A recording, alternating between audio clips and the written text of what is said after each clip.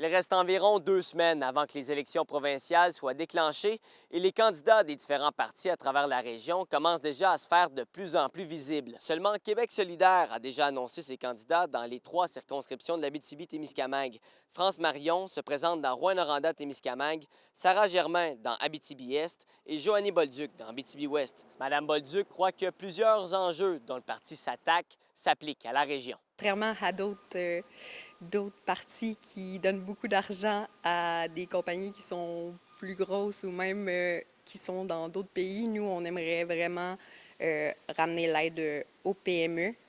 Il y a l'itinérance aussi qui est en augmentation en Abitibi qu'on aimerait s'attaquer. Au Parti québécois, Diane Dallaire dans Rouyn-Noranda-Témiscamingue et Sébastien Dastou dans Abitibi-Ouest mènent dans les sondages qui les placent premiers dans leur comté. L'agrégateur de sondage Québec 125 donne même 45 des intentions de vote à l'actuel maire d'Amos.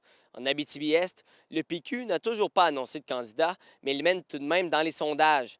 Pierre Dufault du Parti libéral le talonne toutefois alors que l'avance péquiste reste dans la marge d'erreur. L'actuel député dans la circonscription est toujours le seul candidat libéral présenté dans la région et voit les redevances minières comme l'un des grands enjeux des prochaines élections. À la coalition Avenir Québec, Suzanne Blais brigue un 3e mandat dans Abitibi-Ouest et Béatrice Derry tentera de conserver Rouyn-Noranda-Témiscamingue sous la bannière caquiste. Il reste donc en Abitibi-Est que la CAQ devra annoncer prochainement son candidat. Et finalement, au Parti conservateur du Québec, toujours aucun candidat n'a été annoncé dans les 3 circonscriptions d'Abitibi-Témiscamingue. William Maillé, RNC Nouvelles, Rouyn-Noranda.